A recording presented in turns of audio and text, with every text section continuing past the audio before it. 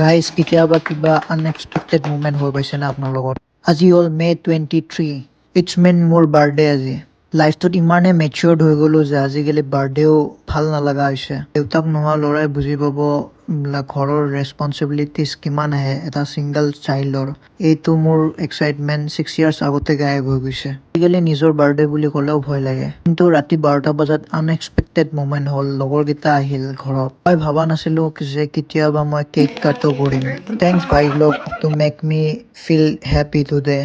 আৰু এজন পাৰ্চনক specially thank U ক'ব খোজোঁ, যোনটো আমাৰ লগত নাই কিন্তু বাৰ্থডে চেলিব্ৰেশ্যনত ফুল এফৰ্ট আছে। We all miss you two.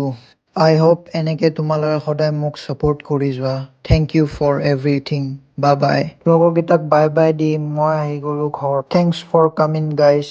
Next morning উঠিয়ে ৰুমটো অলপ ক্লিন কৰিলোঁ। ঘৰত অকলে থাকিলেও মানুহ এটাৰ মাইণ্ডটোত বহুত অভাৰথিংক আহি থাকে। অভাৰথিংকত মানুহৰ মেণ্টেল পিচ আউট হৈ যায়। ভাবিলোঁ অলপ নিজকে চেল্ফ কেয়াৰ কৰা যায়। হেয়াৰ কালাৰ লৈ হেয়াৰ কালাৰ কৰি ল'লোঁ। দেন ঘৰত আহি অলপ মুখত ফেচ পেক এটা বনাই কিনে লগালোঁ। 30 minutes শুকাব দিলোঁ। এইটো হ'ল মোৰ without pump condition. Then fresh হৈ ল'লোঁ। মোৰ স্মাইলটোৱে মোৰ থেৰাপি। এটা কুইক মিল বনাই মই ওলাই আহিলোঁ ৰঙিয়া যাব। মনটো ইমান ভাল নাছিল, সেইকাৰণে ভাবিলোঁ ঘৰতে গুচি আহোঁ। লাইফটো কেতিয়াও মই ভবা নাছিলোঁ এনেকুৱা ডাইৰেকশ্যনত যাব। ফাৰ্ষ্ট আহিলোঁ জেঠীমাৰ ঘৰত বেমাৰ খবৰ ল'ব। ঘৰত এগটো ফেভৰেট বুলি চবেই গমেই পায়। তাৰপিছত আহি গ'লোঁ মাৰ তাতে, বহুত দিন পিছত লগ পালোঁ। আজিৰ কাৰণে এইখিনিয়ে। Keep supporting, love you all, bye bye.